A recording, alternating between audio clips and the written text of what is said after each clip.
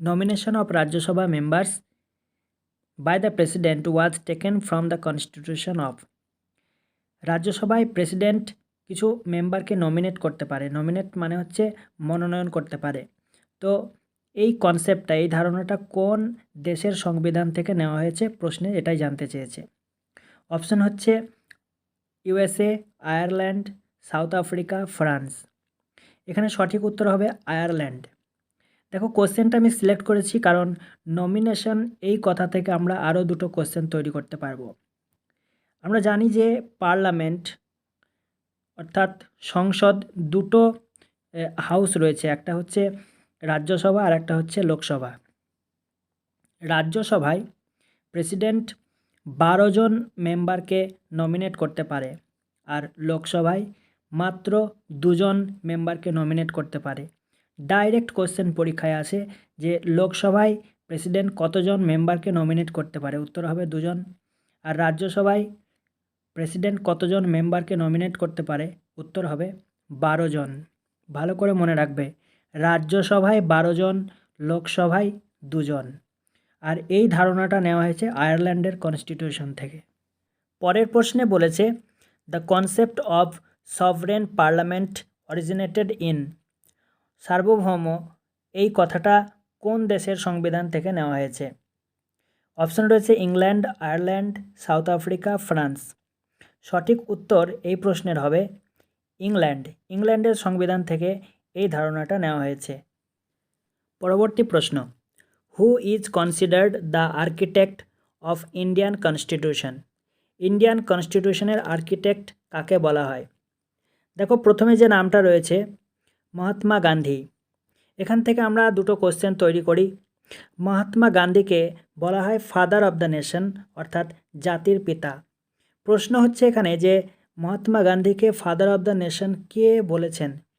উত্তর হবে নেতাজি সুভাষচন্দ্র বোস। আরেকটা খুব নাম রয়েছে জওহরলাল নেহেরু। এখান থেকে আমরা দুটো কোশ্চেন তৈরি করি। জওহরলাল নেহেরু হচ্ছেন ফার্স্ট প্রাইম মিনিস্টার, অর্থাৎ প্রধানমন্ত্রী ভারতের প্রথম প্রধানমন্ত্রী জওহরলাল নেহেরু। এখান থেকে আরেকটা কোশ্চেন যদি তৈরি করি, দ্য ডিসকভারি অফ ইন্ডিয়া এই বইটার লেখক হচ্ছেন পণ্ডিত জওহরলাল নেহেরু। এবারে আসি এই প্রশ্নের উত্তরে, who is considered the architect of Indian constitution? এই প্রশ্নের উত্তর হবে B R Ambedkar. B R আম্বেদকরকে আর্কিটেক্ট অফ ইন্ডিয়ান কনস্টিটিউশন বলা হয়। পরের প্রশ্নে জানতে চেয়েছে 8 number schedule of the Indian constitution deals with, অর্থাৎ ভারতীয় সংবিধানের 8 নম্বর তফসিলে কি বলা হয়েছে? Language, power of union and state, finance commission. আরেকটা বলেছে নান অফ দ্য অ্যাবভ। এখানে ফাইন্যান্স কমিশন 280 নম্বর ধারাতে ফাইন্যান্স কমিশনের কথা বলা হয়েছে। Powers of union and state এটা পার্ট নম্বর 1 1 থেকে 4 নম্বর ধারার মধ্যে এটা বলা হয়েছে। এবং ল্যাঙ্গুয়েজ অর্থাৎ ভাষা 8 নম্বর শিডিউলে ভাষার কথা বলা হয়েছে এবং এখানে 22টি ভাষার কথা বলা হয়েছে, মনে রাখবে। পরের প্রশ্নে বলা হয়েছে যে who is called the father of Indian constitution? ভারতীয় সংবিধানের পিতা কাকে বলা হয়? দেখো এখানে একটি খুব গুরুত্বপূর্ণ নাম রয়েছে ডক্টর রাজেন্দ্র প্রসাদ। এখান থেকে একটি কোশ্চেন তৈরি করা যায় যে ভারতের প্রথম রাষ্ট্রপতির নাম কি? এটা হচ্ছে ডক্টর রাজেন্দ্র প্রসাদ। এবার রয়েছে যে বি আর আম্বেদকর। আমরা এর আগে দেখলাম যে আর্কিটেক্ট অফ ইন্ডিয়ান কনস্টিটিউশন কাকে বলা হচ্ছে? B R আম্বেদকরকে। এবং ফাদার অফ ইন্ডিয়ান কনস্টিটিউশন এই প্রশ্নের উত্তরও হবে বি আর আম্বেদকর। তারপরের প্রশ্ন হচ্ছে the constituent assembly was set up in. Constituent assembly কবে তৈরি হয়েছিল? এখানে দুটো সাল রয়েছে। এটা আমরা জানি যে 1946 এই সালটা কিন্তু ফিক্সড। তো দুটো মাস রয়েছে, ফেব্রুয়ারি আর একটা হচ্ছে নভেম্বর। তো এটার সঠিক উত্তর হবে নভেম্বর। 1946-এ কনস্টিটিউয়েন্ট অ্যাসেম্বলিটা তৈরি হয়েছিল। পরের প্রশ্ন, the total numbers in the constituent assembly war. Constituent assembly যেটা তৈরি করা হয়েছিল সেখানে সিট সংখ্যা কতগুলো ছিল? এখানে সঠিক উত্তর হবে 389, 389টা সিট ছিল। দেখো পরের প্রশ্নে বলেছে the first meeting of the constituent assembly was held on, অর্থাৎ কনস্টিটিউয়েন্ট অ্যাসেম্বলি যেটা সংগঠিত হয়েছিল নভেম্বর 1946-এ, এটা এর আগের স্লাইডে আমরা দেখেছি। তো এটা স্থাপন হওয়ার পর এর প্রথম যে মিটিং সেটা কবে শুরু হয়েছিল সেটা এখানে জানতে চেয়েছে। তো পরের মাস নভেম্বর এবং ডিসেম্বরের 9 তারিখে এই মিটিংটা প্রথম শুরু হয়েছিল। তাহলে উত্তর হবে অপশন এ, 9 ডিসেম্বর 1946। পরের প্রশ্ন, who was the permanent president of the constituent assembly? খুব গুরুত্বপূর্ণ প্রশ্ন। দেখো পার্মানেন্ট আর টেম্পোরারি এই দুটো প্রেসিডেন্ট নির্বাচন করা হয়েছিল। যখন প্রথম মিটিং হয় 9 তারিখে, আমরা এর আগের স্লাইডে দেখলাম যে কনস্টিটিউয়েন্ট অ্যাসেম্বলির প্রথম মিটিং 9 তারিখে যেটা হয়েছিল 9 ডিসেম্বর, তখন একজনকে প্রেসিডেন্ট নির্বাচন করা হয়েছিল। উনি হচ্ছেন সচিদানন্দ সিনহা।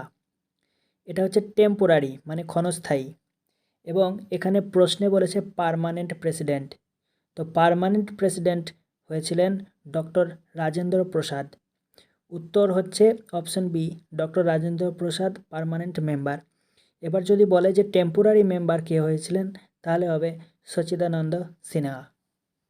পরের প্রশ্নে আমাদের কাছ থেকে জানতে চেয়েছে who was the chairman of drafting committee? Drafting committee বাংলা হচ্ছে খসড়া কমিটি। খসড়া কমিটির চেয়ারম্যান কে ছিলেন? এখানে উত্তর হবে doctor B R Ambedkar. Doctor B R Ambedkar drafting কমিটির চেয়ারম্যান ছিলেন। পরের প্রশ্ন, the draft constitution was published in? Draft কনস্টিটিউশনটা কবে পাবলিশ করা হয়েছিল?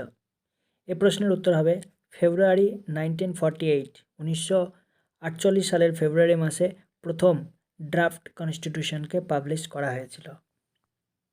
এটা very very important question. The constitution was finally adopted on? Finally কবে কনস্টিটিউশনকে অ্যাডপ্ট করা হয়েছিল বা গৃহীত হয়েছিল? এটা উত্তর হবে 26শে নভেম্বর 1949। 1949 সালে 26শে নভেম্বর ফাইনালি কনস্টিটিউশনকে গ্রহণ করা হয়েছিল। পরের কোশ্চেনটা হচ্ছে the objective resolution was introduced in the constituent assembly by? Objective resolution এটা কনস্টিটিউয়েন্ট অ্যাসেম্বলিতে কে ইন্ট্রোডিউস করেছিল? এটার সঠিক উত্তর হবে জওহরলাল নেহেরু। এবং এই অবজেক্টিভ রেজলিউশনটা ফাইনালি ভারতীয় সংবিধানের প্রিয়াম্বল নামে পরিচিত। অর্থাৎ এখন আমরা যেটাকে প্রিয়াম্বল বলি সেটাই ছিল অবজেক্টিভ রেজলিউশন। জওহরলাল নেহরুর দ্বারা এটাকে ইন্ট্রোডিউস করা হয়েছিল। Who was the constitutional adviser of the constituent assembly? Constituent অ্যাসেম্বলির অ্যাডভাইজার কে ছিল, পরামর্শদাতা কে ছিল? এই প্রশ্নের উত্তর হবে বি.এন. রাও। বি.এন. রাও ছিলেন পরামর্শদাতা। পরের কোশ্চেনটা হচ্ছে in the preamble the words socialist, secular and integrity war added by? দেখো এখানে তিনটে ওয়ার্ডই আমি এই কোশ্চেনে রেখেছি, সোশ্যালিস্ট, সেকুলার এবং ইন্টেগ্রিটি। এই তিনটে ওয়ার্ডই বলছে কোন সংবিধান সংশোধনীর মাধ্যমে এই প্রিয়াম্বলে অ্যাড করা হয়েছিল। তো আমরা জানি যে 42তম সংবিধান সংশোধন, যেটাকে মিনি কনস্টিটিউশনও বলা হয়। তো 1976 42তম সংবিধান সংশোধনের মাধ্যমে এই তিনটে ওয়ার্ডকে প্রিয়াম্বলে যুক্ত করা হয়েছে। কি সোশ্যালিস্ট, সেকুলার, ইন্টেগ্রিটি তিনটে ওয়ার্ডই কিন্তু এই 42তম সংবিধান সংশোধনের মাধ্যমে অ্যাড করা হয়েছে। তাই তিনটে একসঙ্গে রেখেছি। তোমরা যে কোনো একটা ওয়ার্ড যদি পরীক্ষায় জানতে চাই তাহলে এটাও 42তম সংবিধান সংশোধন মার্ক করে আসবে। এছাড়া অপশন বিতে দেখো একটি দেওয়া রয়েছে 44th কনস্টিটিউশনাল অ্যামেন্ডমেন্ট অ্যাক্ট 1978। এই কনস্টিটিউশনাল অ্যামেন্ডমেন্ট অ্যাক্টে কি হয়েছিল? এখানে আমাদের দেখো যে ফান্ডামেন্টাল রাইট রয়েছে এর আগে এখন আমরা দেখতে পাই 6টা ফান্ডামেন্টাল রাইটস রয়েছে, কিন্তু এর আগে ছিল 7টা ফান্ডামেন্টাল রাইটস, মানে হচ্ছে মৌলিক অধিকার। তো এই 7টা মৌলিক অধিকারের মধ্যে যে সম্পত্তির অধিকার ছিল, সেটা এই 44তম সংবিধান সংশোধনীর মাধ্যমে ফান্ডামেন্টাল রাইট থেকে এটাকে বাদ দিয়ে একটি সাধারণ বা লিগ্যাল রাইটে পরিণত করা হয়েছে, এবং এই 44তম সংবিধান সংশোধনীর মাধ্যমে এই ফান্ডামেন্টাল রাইটের সংখ্যা 7 থেকে 6 করা হয়েছে। তো আজকের ভিডিওটা এখানেই শেষ করছি। ভিডিওটা দেখার জন্যে, একটি লাইক দেওয়ার জন্য, বন্ধুদের সঙ্গে শেয়ার করার জন্য এবং সাবস্ক্রাইব করার জন্য অসংখ্য ধন্যবাদ।